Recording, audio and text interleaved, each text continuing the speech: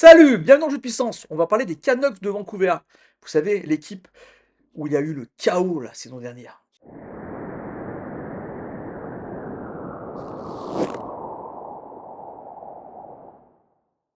Ah oui, on peut parler de chaos du côté des Canucks de Vancouver la saison dernière, alors que la saison d'avant, ils avaient été une des meilleures équipes de la ligue. La saison dernière, c'était catastrophique, ils ne se sont même pas qualifiés pour les playoffs. L'entraîneur s'est fait virer en milieu de saison et il y a eu ce qu'on appellerait la relation toxique entre JT Miller et Peterson, ce qui a fait que JT Miller a été obligé de partir du côté des Rangers New York, alors que Jim Rutherford, le directeur général, dit encore aujourd'hui que non, il ne pensait pas du tout à faire un échange en milieu de saison, mais entre les deux joueurs, ça n'allait plus du tout, et ça mettait vraiment une ambiance de merde dans les vestiaires, et c'est pour ça que JT Miller a dû partir. Ça devait être un peu sa faute si c'est lui qui est parti. Dans tous les cas, on va parler de cette attaque avec Elias Peterson justement, et on attend énormément de lui. Il faut qu'il rebondisse là. Franchement, pour l'instant, il a un niveau d'un numéro 1 vraiment très très moyen depuis 2 ans. Il n'est pas du tout comme il avait été il y a 3 ans de cela, un joueur à plus de 100 points. Il est ailleurs. On ne sait pas trop s'il pourra reprendre son niveau, et ça va vraiment être très très important pour les Canucks de Vancouver de savoir si Elias Peterson va pouvoir reprendre son niveau, parce que si c'est pas le cas, ça va être vraiment vraiment un énorme boulet à la jambe de cette équipe. Ça va être vraiment très très difficile de pouvoir se qualifier si Elias Peterson n'est pas là, et surtout les prochaines années, vu qu'il a un long contrat, ça va être compliqué aussi. Dans cette attaque, on espéra aussi que Brock Bowser, qui a eu sa prolongation de contrat alors qu'on pensait qu'il allait partir, Brock Bowser marque beaucoup de buts, on attend énormément de lui, mais Brock Bowser est lui aussi un peu en descente. Connor Garland, on sait que c'est un joueur qui est très très bon dans les deux côtés de la patinoire, un petit joueur nerveux. Oui, mais maintenant il ne peut pas tout faire à lui tout seul. On attendait aussi beaucoup de Jack DeBrusk, qui on l'a récupéré la saison dernière. Ça a été une année difficile vraiment pour toute cette équipe. Un des rares joueurs sur lesquels on peut dire quelque chose de positif, c'est Kiefer Sherwood, qui lui a été très très bon. On attend que Niels Hoglander progresse. Il a marqué le pas, lui aussi, la saison dernière. Malheureusement pour lui, il s'est blessé lors des camps d'entraînement, et il en aura pour 2 mois. Et que va donner Philippe Chitil, le joueur qu'ils ont récupéré dans l'échange avec JT Miller? C'est un très très bon attaquant. Malheureusement, d'un point de vue physique, il est plutôt faiblard, et c'est vraiment un problème. Il a tendance à se blesser. Voilà, comme vous pouvez voir, l'attaque, c'est pas vraiment, ça fait pas rêver, hein. L'attaque, ça craint même un peu.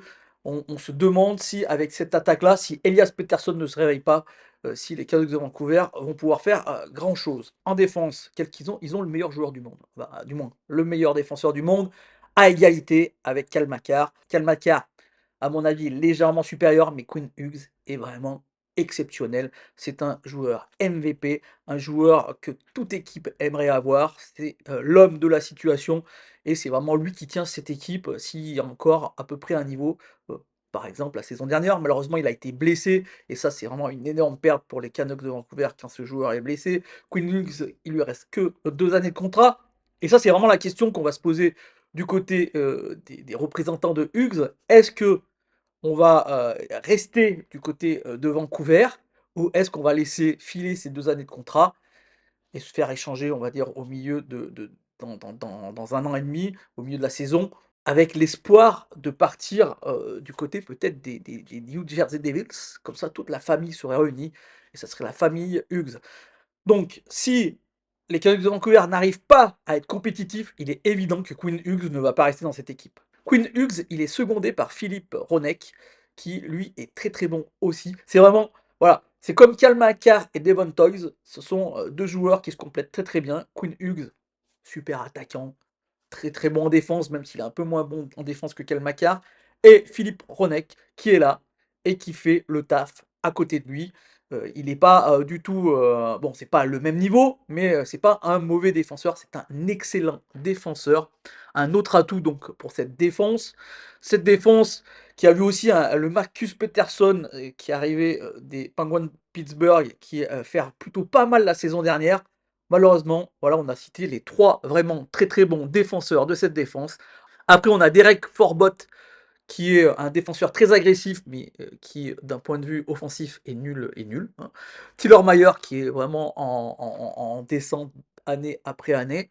On verra aussi peut-être Elias Peterson. Non, ce n'est pas le même. Et oui, et beaucoup de Peterson, hein, du côté des Canucks de Vancouver. Elias Peterson, qui est aussi un défenseur des Canucks de Vancouver et qui est plutôt moyen. Et ce qui veut dire que peut-être on verra le jeune Victor Mancini rentrer dans cette défense et peut-être lui récupérer une place sur le deuxième ou troisième duo. Au niveau des gardiens, on a là aussi quelques inquiétudes.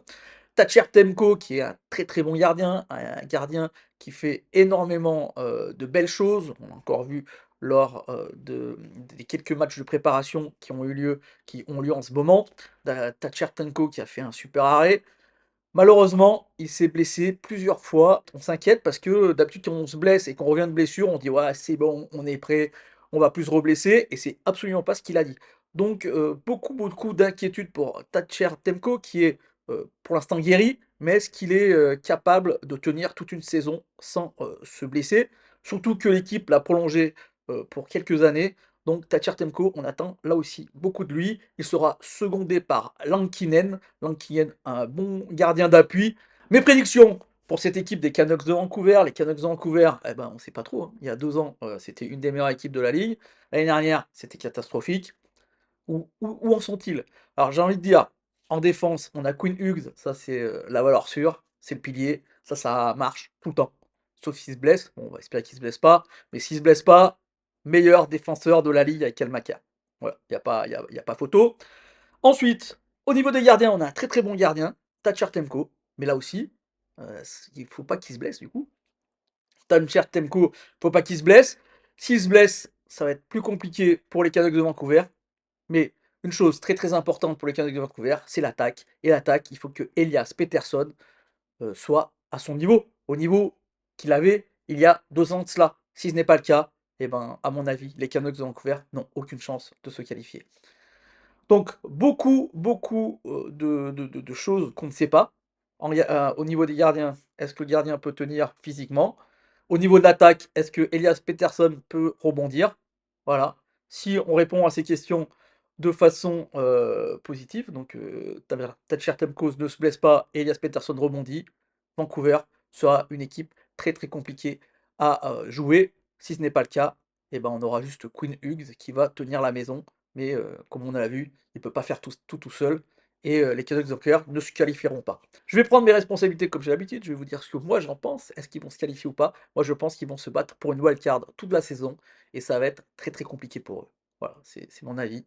Je pense que ça va être très très difficile pour les Canucks de Vancouver cette saison pour se qualifier, mais ils seront dans cette 5, 6, 4e, 3e place dans ces eaux-là. Mais bon, je serais fan des Canucks de Vancouver. Je commencerai un peu à m'inquiéter pour la suite, surtout si Elias Peterson n'arrive pas à rebondir. Voilà, j'espère que cette vidéo vous a plu. Si le cas, n'hésitez pas à me faire un petit like, un petit commentaire ou à la partager. Et moi, je vous dis à demain. On parlera des Golden Knights de Vegas. Allez, ciao!